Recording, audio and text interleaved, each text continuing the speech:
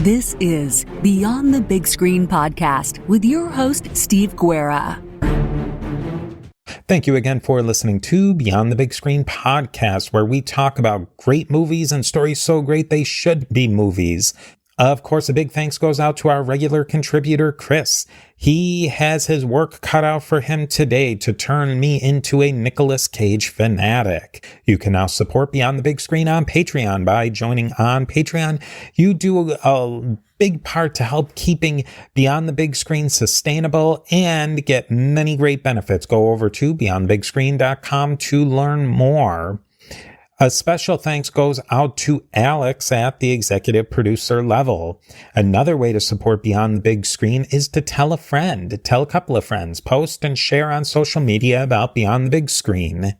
We are a member of the Parthenon Podcast Network. More about the Parthenon Podcast Network, featuring great shows like James Early's Key Battles of American History, can be found at parthenonpodcast.com. You can learn more about Beyond the Big Screen, how to contact me, and support the show by going over to our website, a2zhistorypage.com. I thank you for joining me again, Beyond the Big Screen.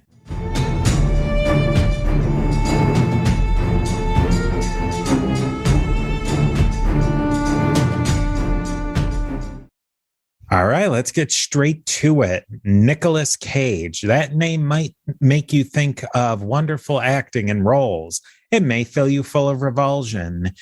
You don't have to be an aficionado of film to have seen some of his movies. He's been in big Hollywood films, low-end B movies, and indie films.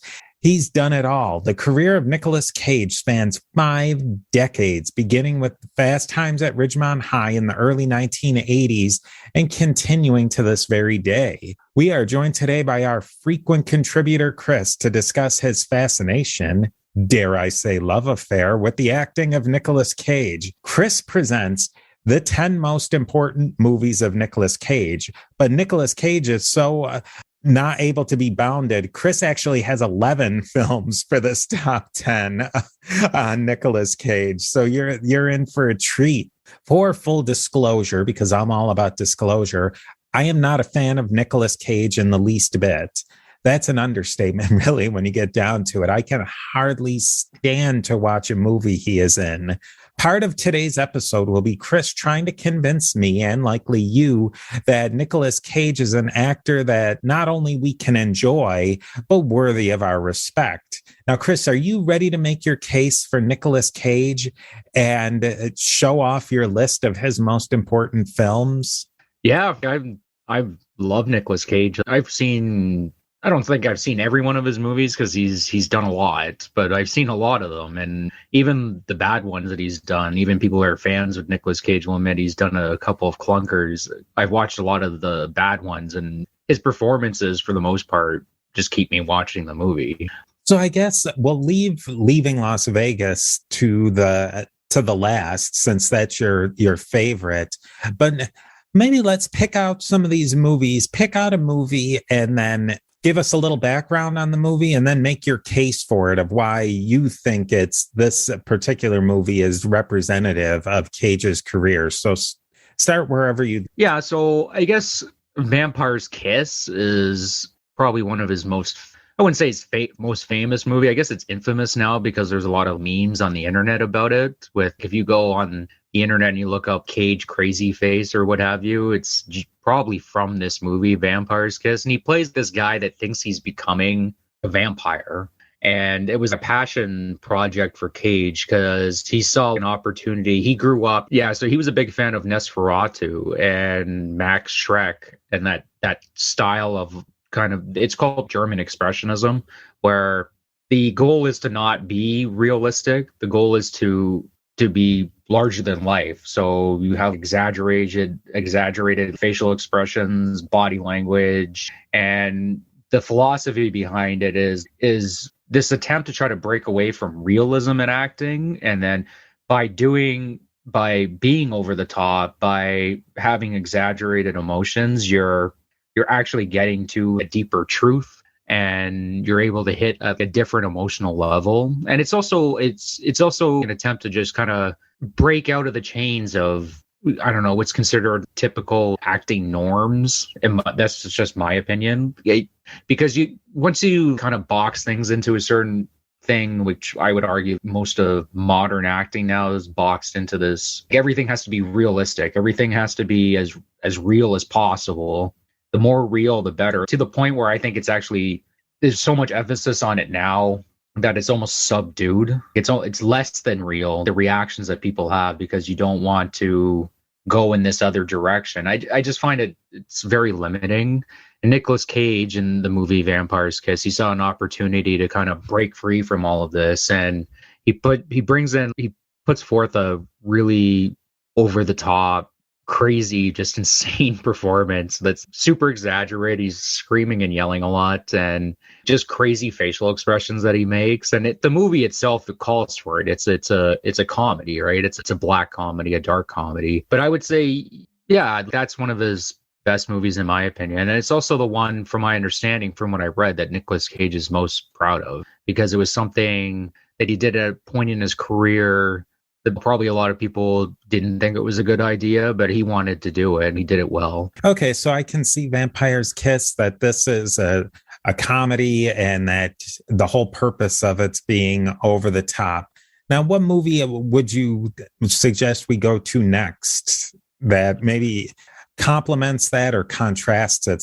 I would say one in this list I would say is where he gives a totally different performance is a movie called 8mm, where he plays a detective that he gets hired by the super rich family. Now, like it's a very rough movie. It's just heads up. So if you plan on watching it, it's not for the squeamish. She finds a tape where this girl is murdered and her husband's belongings after he passes away, and she hires Nicolas Cage to find out whether it's real or not. And he assures her, oh, I think it's probably fake. And then as the movie goes along, you find he starts getting into the underground pornography world. And the performance he gives in that movie, it's very, you figure with the content he would give a really kind of crazy, kind of over the top performance in that movie, but it's very subdued. It's not, up until maybe the final scene, it's very kind of calm, cool, and collected. It's a nice contrast to Vampire's Kiss because it shows the range in his acting. That one was really controversial. I remember when it came out that it was very graphic. Yeah, I said, it's not for this. It's from the guy who wrote the script is the same guy that did Seven, which is, I mean, if anyone's seen Seven, you kind of know what you're getting into. It's a very good movie at the time. I mean, it did pretty well at the box office, but I think it's aged. It's actually gotten better with age, especially with some of the themes that they bring up in the movie in terms of pornography, addiction, and what have you. And voyeurism, which, I mean, at the time that movie was made, stuff YouTube and Live Leak and all these other streaming services where you can watch all this type of crazy stuff. And this was before ISIS and everyone. I know I never watched those videos, but I know when I was at work, a lot of people were watching those ISIS videos, and I just couldn't understand why people were watching them. And it touches on all those themes. It's also directed by Joel Schumacher, who is it's him and Nicolas Cage are very similar in a lot of ways, where they just kind of do what they feel doing. Joel Schumacher is famous for he did the 2 Batman movies that everyone thinks are totally terrible. I don't, and he followed up with doing a movie 8mm, which is about an underground pornography snuff film, which is, you know what I mean? It's quite the contrast. You've presented us Vampire Kiss, an over-the-top dark comedy, 8mm, a dark drama. What's next on your list? Bad Lieutenant is a close second to me in terms of my favorite Nicolas Cage movie. You watched it and you hated it, and I just absolutely love this movie. So basically, he plays a detective that he gets hurt in the line of duty. He saves. It takes place in New Orleans during Katrina, or right after Katrina, but the opening scene is Katrina's happening, and there's a prisoner that's locked in his cell. And he will die if he just gets left in there. And if you read about the stories of Katrina, that did happen, where people they just left these people in their cells, and a couple of them died. And him and his partner are talking about, well, they go, why should we save you? Yada, yada, yada. Nicolas Cage decides that he's going to go down there and save the guy. And it's not made entirely clear in the movie that exactly what happened, but I that's what I think. He jumps into the water because he has to jump from an upper level, and he hurts his back. And he ends up becoming addicted to opioids and various types of drugs. And you basically follow this guy. I'm trying to remember if he had a name in this one, because I know the original Harvey Keitel one, he never had a name. But you basically follow this bad lieutenant that's trying to solve this brutal murder that happened in one of the more rougher areas in New Orleans. And it's just, yeah, you just follow this guy who's addicted to everything, basically drinking, cocaine. He's totally messed up. But the whole thing, this is how I would argue it, and this is how the director thought of the movie too, is he presents it as being this pitch black comedy. And Nicolas Cage, he plays the role straight, but in an over-the-top fashion. And it's a brilliant black comedy, in my opinion, the way the whole thing is done. And it has a whole surreal vibe to it. There's probably the most infamous scene in the movie where they're doing a stakeout on some drug dealers, and Nicolas Cage walks in. He says, why are these iguanas here? And his partner, Val Kilmer's like, what are you talking about, iguanas? These are iguanas. And he hits them, and then he's staring at them while they're doing the stakeout. And he's totally high on cocaine and painkillers. And I don't know, I thought it was brilliant. You didn't get it at all. I thought it was a very funny movie. And it works as a tragic character study. There's comedy in it. In my opinion, everyone should watch the movie. And you'll probably get one or two reactions out of it. You'll hate it or you'll love it. And those are pretty much the two reactions that I've gotten from people. Yeah, I just have to say I did not get the black comedy element. It just came across to me as almost a made-for-TV movie or a Lifetime movie that had violence, sex, drugs, and all of that stuff. But it was so poorly acted. Everybody was just so unbelievable in it and so over the top. And I guess you could say it was funny, maybe. I just think that it was a Werner Herzog movie, and he's one of those ones where he either knocks it out of the park or he swings and misses. And I think that this was a big swing and a miss for him. I think you should understand what a movie is without needing to have it explained to you. And it just did not come across to me at all as that. If it was trying to be a comedy, it wasn't funny. And I don't know. I did not get this movie at all.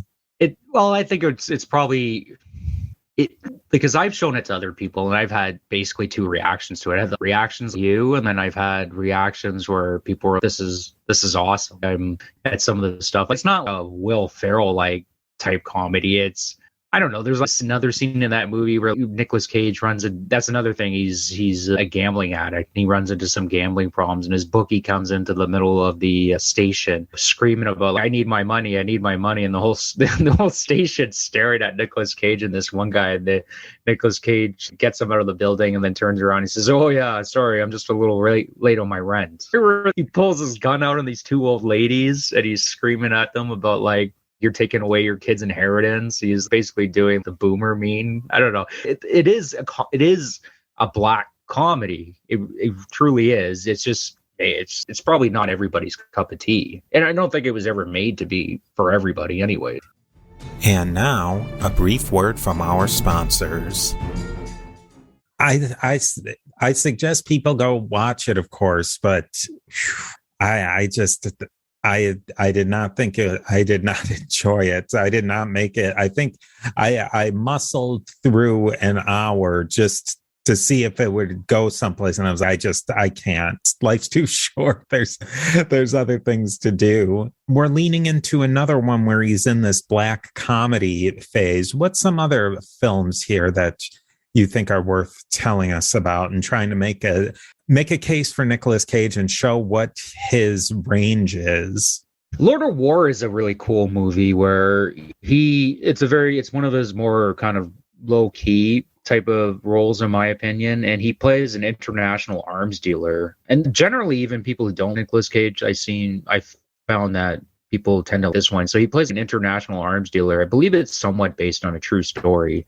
Who, yeah, he's selling arms to Al Qaeda and terrorist organizations and African warlords. And Ethan Hawke's character is Interpol or whatever, and he's trying to get Nicolas Cage's character. And it's a really smart movie in the sense of it shows just kind of how international arms dealing goes about. It's a pretty smart critique of. I mean, they talk about the States, but the Soviet Union used to do this stuff too, where they would use these middlemen so the government per se was not getting their hands dirty, but they would use these kind of middlemen to get the weapons to the guys that they wanted.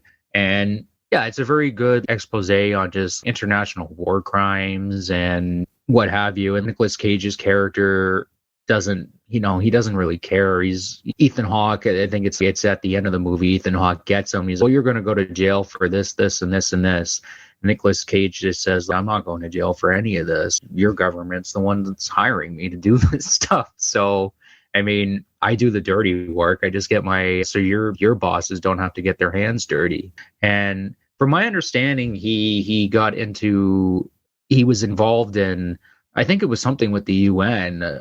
About the international arms dealing, and I think they were somewhat slightly involved in this movie. But it's a fun movie, and it's very informative just about how this entire process works. I think it's interesting with Ethan Hawke in this movie, because I think in a lot of ways Ethan Hawke is similar to Nicolas Cage.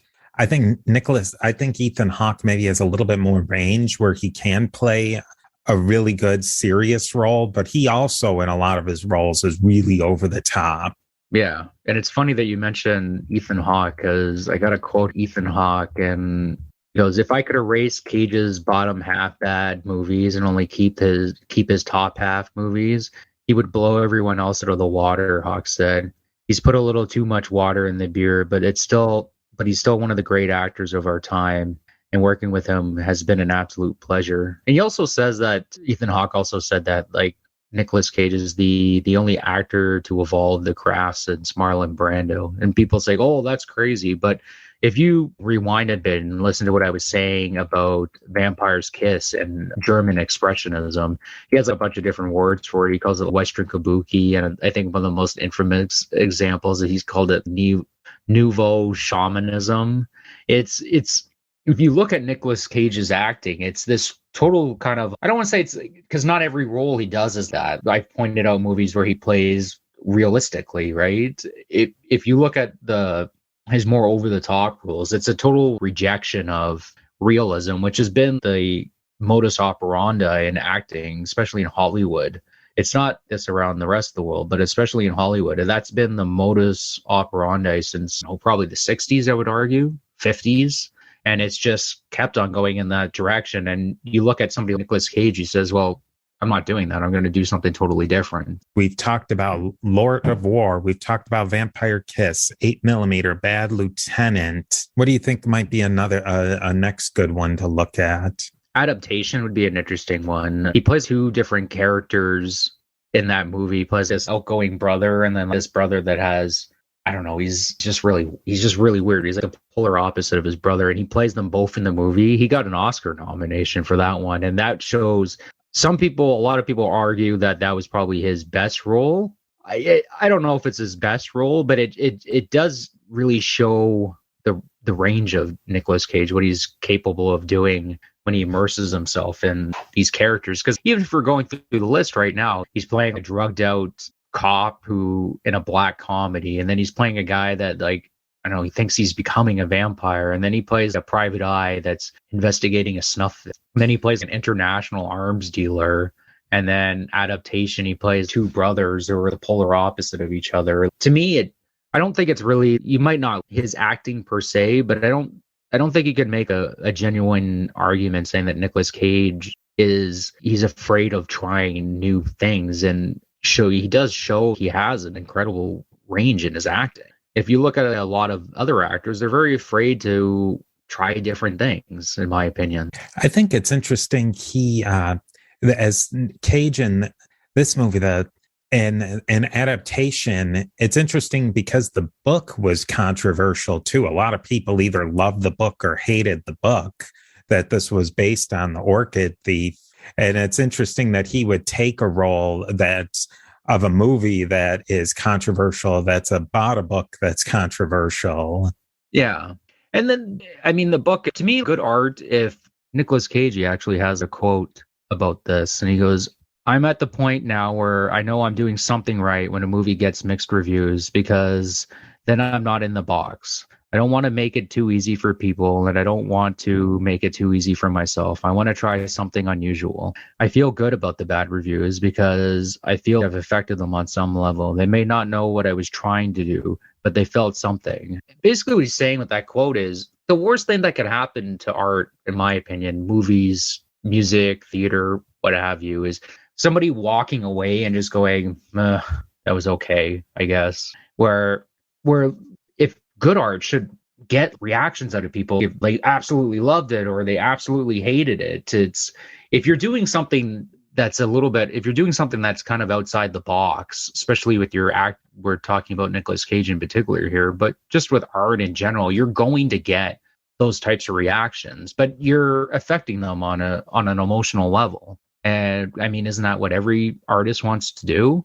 I guess so. I just think that if you're always putting out bad art, then is that really success? I think that so many of the things that I've seen Nicolas Cage in, he's playing Nicolas Cage acting, and I just don't believe him in the role. And maybe that's me being too realistic, but I think that a part of the craft of being an actor is not always just being yourself in a role.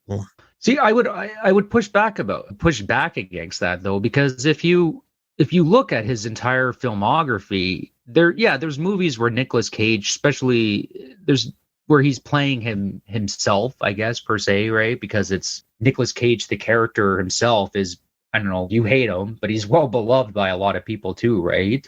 But if you look at a lot the movies that he does where he's taking it much more seriously, I see a guy that's totally immersed himself in the character that he's playing. That's just my opinion. I've seen people say that about Samuel L. Jackson, where Samuel L. Jackson just plays himself in every movie, and I would be, yeah, that's true. I mean, it's not a bad gig.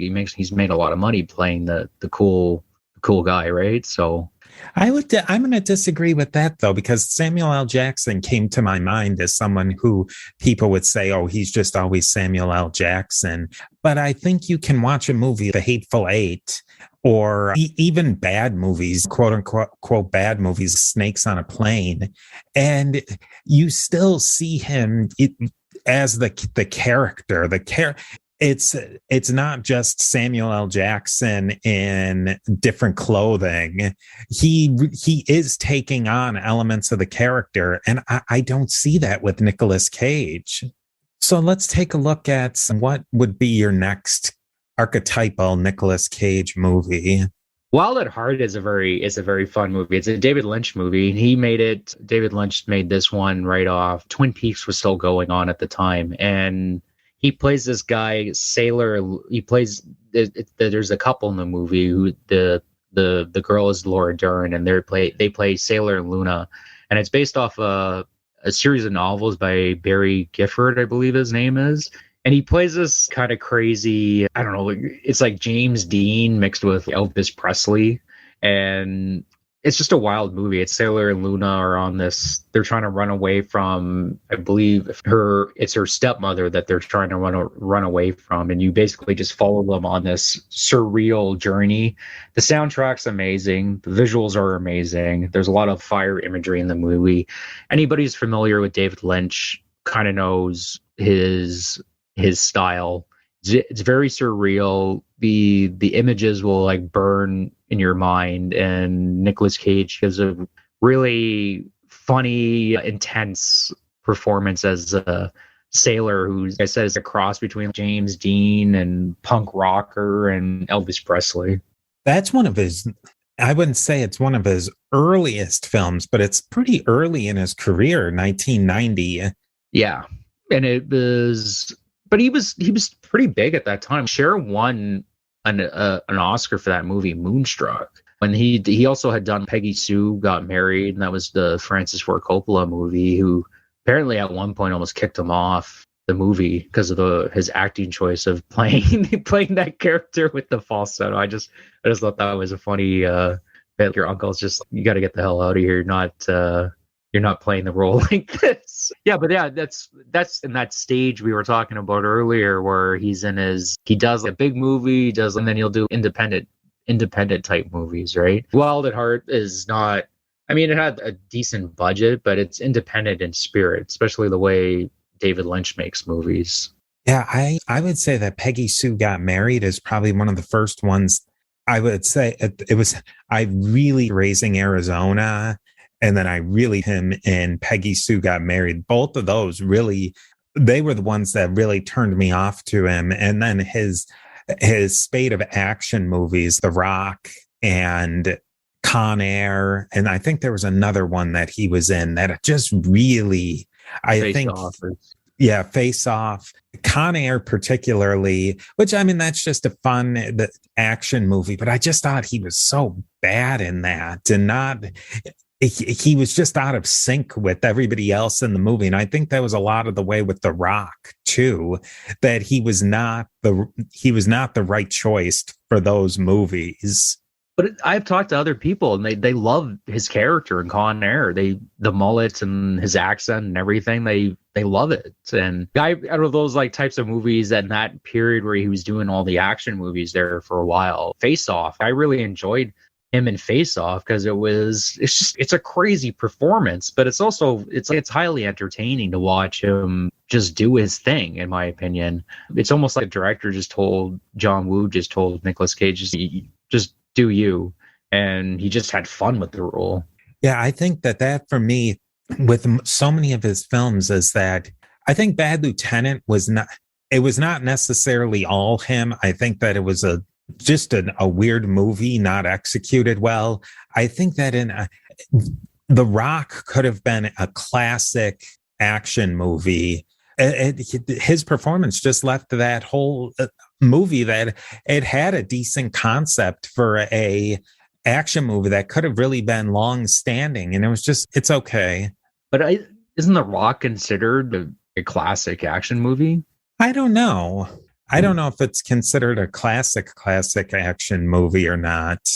I mean, the fact that Sean Connery was in it and he was masterful, even though it was kind of a throwaway role for him. All right. So which one do you want to bring in next? Mandy, which it's a horror film, and it's done by a Canadian director. I can't pronounce his name off the top of my head. It's a weird name, but he plays a lumberjack, and I guess I'm assuming it's in northern Canada because I don't know where it could be in the States or anywhere really. He's basically in the middle of nowhere, and he's living with his girlfriend. And the way the whole movie is shot, it's absolutely stunning. I don't know if anybody's familiar with Michael Mann and Manhunter and his kind of visual style that he had in the 80s. It's very kind of heavily influenced by that. And it has the whole thing feels kind of a dream. And then so for the first half of the movie, Nicolas Cage is very subdued in the movie. There's not a lot of dialogue really. It's almost trying to set up the dreams feeling descending into a nightmare. We find out later that his girlfriend gets kidnapped by a cult, and he watches his girlfriend get burnt alive by this cult because they kidnapped him too. And then he ends up getting away, and then the movie takes like a tonal shift. It becomes a horror movie that's just insane, fun, over the top. It's a well regarded movie from my understanding. It's considered one of the best horror movies that's been made in the last 20 years, 30 years. And it's a small little movie. I'm sure probably many of the people listening to the show probably haven't heard of it, but I would say, yeah, definitely check it out. You might not get it, but you'll definitely, I think you'll get something from it just based off the visuals alone. And yeah, I don't know, I think it'll stir your imagination in certain ways, right? Just for the visuals alone. And Nicolas Cage's performance in this movie is great because it kind of shows where he's playing his more subdued kind of role and then is kind of more crazier over the top acting. I guess the movie's most famous for is when he freaks out in the bathroom. Like he gets back to his house and then I guess everything just finally kind of clicks in what happened. He just watched his girlfriend get burnt alive by this cult and he like freaks out, losing his mind. What's he going to do next? And people say, well, it was really over the top. And I go, that's what people would accuse Nicolas Cage of his acting in that scene. But I would argue, like, well, how would you react to that scenario? I don't think what would be a realistic reaction to something that happening to you? You'd probably freak out too. Yeah, I would say that of the movies that I've seen people talk about and heard people talk about, people put that up as an absolute masterpiece. I think for me, my problems are with the movie that I don't particularly that genre of movies. So I don't think I would like it right off the bat with that. And then if Nicolas Cage is even more over the top than normal in it, that would probably seal the deal for me. But if you bring that movie up in conversation to people who are really into that genre, they put that on their top fives of all time. Yeah, the director, he also did another movie, Rainbow in the Dark. Like, I wouldn't say it's not Vampire Kiss Nicolas Cage. It's just it's very exaggerated emotions. He's definitely channeling that expressionism type style. And it's weird because if you look at Asian cinema, especially Korean and Japanese, if you look at the acting in a lot of the movies in those areas, it is this kind of expressionism style. It's really over the top kind of emotions. People are screaming, they're yelling. It's very exaggerated. And it's the hyper focus on realism seems to be in particular a European, North American thing. If you look at Asian cinema, it's not really that. And Nicolas Cage has talked about this before too. I just thought that was a nice little tidbit. I don't want the focus to be on the actor. I want the actor to play a role and use their talents to show that role and not just always see that person trying to be as over the top and wild as possible. Yeah, but that's the thing, though, too, is there's a famous video. Your audience will get a kick out of it. I showed it to you where it's a montage of Nicolas Cage losing his mind. But that came out 10 years ago or something like that. It's got millions and millions of views. I don't even think you can find the original upload anymore. But that's where kind of the memes started coming from with Nicolas Cage. But if you look at a lot of the movies that I pointed out, I guess the next one we could move on is another recent one that he did, Pig, where he plays this guy that's basically, I don't know, he's homeless, living in the middle of a forest with this truffle pig. Then they go get truffles and a guy comes and buys the truffles off of him, but he doesn't even really buy the truffles off of him. He just gives him essential stuff that he needs to be able to live out in the middle of nowhere. And the guy Nicolas Cage's character gives him the truffles. And then a group of people come and steal his truffle pig, because me and you were talking about this earlier. They don't really use pigs anymore. They use dogs, but it doesn't really matter for the movie. But it's high stakes business, hunting truffles, right? People will steal other people's dogs and they'll steal other people's pigs. They steal his pig, and then he has to march back into town trying to find out who stole his truffle pig. It sounds a ridiculous movie. And at first, I don't know too much. I'm not sure about this one when I was reading the premise of the movie. But Nicolas Cage, honest to God, gives this very subdued performance. And the movie is about how people handle grief and how people handle loss. And it's actually gotten some Oscar buzz for him. I don't think he'll get a nomination just because there's baggage that comes with Nicolas Cage, I guess, because of the memes and that video. But truthfully, if you wanted to see Nicolas Cage in a very different type of movie, Pig is definitely, I suggest anybody to watch it. It's his performance in the movie it's very moving. And now, a brief word from our sponsors. So you have three more movies. And we said earlier, Nicolas Cage can't be contained to 10. What would you say is maybe your surprise pick, or the pick that you think that maybe surprised you that you even put it on the list? Color of Space, actually, to be honest with you. That was I was the one that suggested it to you. I saw it on, I'd never even heard of it, and I knew about Color of Space because it's an H.P. Lovecraft story, and I threw it on, and it's an actually really incredible movie. It's kind of in the style of The Thing, if you that type of claustrophobic style kind of horror film where you're not exactly sure where the monster's coming from. But Nicolas Cage plays this dad that kind of slowly loses his mind as the movie goes on, and I was really shocked at just how well it was. I still tell you to watch it, even though you don't know Nicolas Cage. The visuals and the music it's pretty outstanding, and I found that one by accident. It's funny, I see H.P. Lovecraft and Nicolas Cage, and then in Pig, where they play Bruce Springsteen at the end. I think those sort of Bruce Springsteen, if you bring him up, he's another one. People either think he is the most magical, innovative person who's ever picked up a guitar, or people despise him. I think in a lot of ways, that's how people think with H.P. Lovecraft too. Either they love him or they hate him. Now, I'm interested in your next pick because we didn't put these in any particular order ahead of time, except for that Leaving Las Vegas as your quintessential movie. But we're coming up to the top list, and I'm wondering how this movie, Bringing Out the Dead, fits in, and why did it seems you've sort of separated it at this point.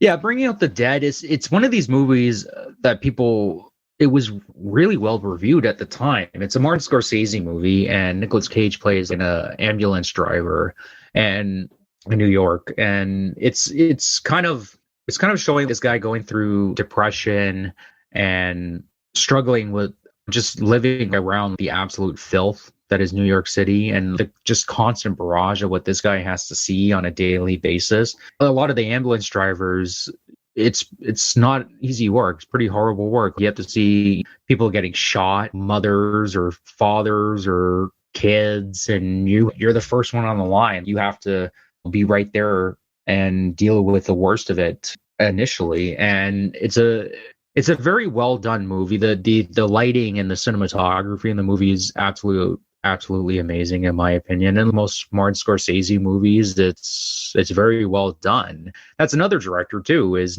Martin Scorsese picked Nicolas Cage for this role. Martin Scorsese he's Hollywood royalty, right? Everything he touches is gold. So obviously he sees something in Nicolas Cage's acting. And it's just one of those movies that I find that people, I don't know, they just kind of forget about. It's weird how that kind of happened, because I believe if you look at IMDb, it's got like 7, which is, that's pretty good. And it's one I haven't watched in a while, but I remember when I rewatched it recently, and it's a very moving movie, and Nicolas Cage does a very good job of basically showing a guy that's breaking down from stress and depression, and it's a very depressing movie. I'll warn your audience about that, but it's one that I quite. Yeah, this one seemed to depart. I don't even remember Bringing Out the Dead. I kind of remember it coming out, but it was definitely a different Martin Scorsese movie for sure. Yeah, I've heard people compare it kind of to Taxi Driver to a degree, where it's basically you're focusing on one character. How in Taxi Driver you're basically following Robert De Niro's character. I've heard people compare it to that, to as some kind of a comparison. We're at number 1, and I agree that this is Nicolas Cage's number 1 movie, Leaving Las Vegas. I would say that when I saw that movie, I didn't love Nicolas Cage in it. I think without a doubt, this is my favorite movie with him. It's a brutal movie, and not brutal in the way of some of his other movies that there's a ton of violence, or it's really psychedelic, or this is the worst of humanities, of a person's personal struggles just boiled down to nothing.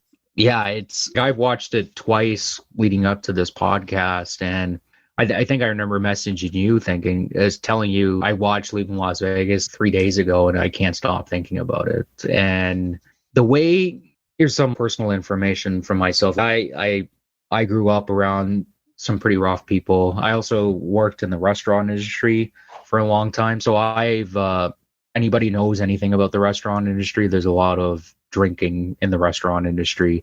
So I've known a lot of stone cold alcoholics. I'm not talking about people that just drink. I mean people that if they didn't drink, and it shows in this movie, they'll start dry heaving, they start shaking, they cannot function. I've known people this, and I've never seen it quite on film the way Nicolas Cage was able to capture when you're talking to somebody who's a stone cold alcoholic, even if the conversation is light in tone, there's an impending sense of doom every time you're having a conversation with these people, and people would say, well, it makes me feel uncomfortable.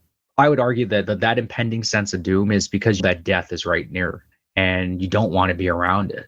And that feeling makes me feel uncomfortable. It's much deeper than that. It's you're staring death in the face. This one really, it in a lot of ways, makes me think back to the Wrestler episode that we did, that the character in the Wrestler and Nicolas Cage's character, they have the opportunity for redemption, but they're just too far down the road and they just don't care anymore. They don't want redemption and they don't want to fix it. They just want to put the pedal to the metal and drive over the cliff. Yeah, and Nicolas Cage's character in Leaving Las Vegas is, I mean, he doesn't want it. He says, I don't want to fix, I just want to drink myself to death, right? You never know exactly why he got to that point. He has a line in the movie where I don't know if my wife left me because I started drinking, or I started drinking because my wife left me. It's something we know. It was something to do with his wife that sent him down the road that he went down. And at that point, in his life, I got nothing to live for anyways. I'm just going to drink myself to death anyway. And I'm just going to drink myself to death because I have nothing to live for anyways. And I'm just going to screw up anything that I get involved in anyways. He's very self-aware of what he is. And during the movie, you can see moments when you're watching the movie where you see the character's name's Ben Sanderson. You see moments where Ben Sanderson, you could see where people really, he was a really cool guy to be around, because even when he's completely hammered, he does have moments where he's quick-witted. There's moments where you can see past the drunkenness and the death face that there was a generally funny, probably nice person here at one point. And that's what just makes it even more tragic. I think characters that fascinate me, but in a lot of ways, they're also repulsive because it's never too late to try and fix yourself. And when you just say, I'm moving to Las Vegas and I'm going to drink myself to death and that's it, and you're just throwing in the towel, you're just leaving a wake of destruction. I think that in a lot of ways, there's so many characters, Randy, from The Wrestler, where their life they're so narcissistic or something, where the whole world ends at the tip of their nose. Well, I would say that Ben Sanderson, he knew this about himself, and that's why he wanted to just drink himself to death. He just came to the conclusion, I'm not going to do anybody any good. I can't stop drinking. I might as well just end it, and I'll end my, as he tells it, my tortured, twisted existence. He's totally self-aware of who he is, and he has this scene with the female actress. I'm trying to remember her name right now. Elizabeth Shue, who was excellent in it. Yeah, she's amazing in that movie. And she brings him back to her place, and he wakes up in the morning, and it's probably my favorite scene in the movie. And he tells her, like, I don't want to bring my twisted life into yours. And he sheds just one little tear, and it's very powerful because he knows that he's a screw up. He knows all of this about himself, and he doesn't see a way of being able to fix it other than I'd just be doing everybody a favor if I just died. So now you've shared your 11 quintessential Nicolas Cage movies and his filmography. What's your final takeaways for why people should really give Nicolas Cage a shot, and maybe why he's such at least in your opinion, why he's such an important actor for our generation, more than our generation? I'm also convinced that Nicolas Cage is going to win an Oscar before he passes on. That's just my opinion. I think he's going to do it. But I mean, I've been pointing out during the recording, I would say appreciate Nicolas Cage for the amount of different types of roles that he's been able to do, and how he's been able to break acting out of that box that it's been stuck in for a while, where everything has to be super realistic and over the top, exaggerated emotions, or just it's called camp, or it's cringe, or it's this or that. It's not real acting. And to me, it's all that to me is all nonsense. And you might not Nicolas Cage. I know there's a couple of other actors that have tried to do that type of thing, but I think Nicolas Cage is the one that really broke down the door to allowing expressionism into movie acting again in particular. And yeah, just take a look at the movies that I pointed out, and you'll see an incredible amount of range in Nicolas Cage's acting, from ridiculous over the top comedy to just dead serious, something Leaving Las Vegas, to very kind of subdued subtle roles and something Pig, or something, or just kind of fun movies, Mandy, or Color of Space, which is another one of those types of movies.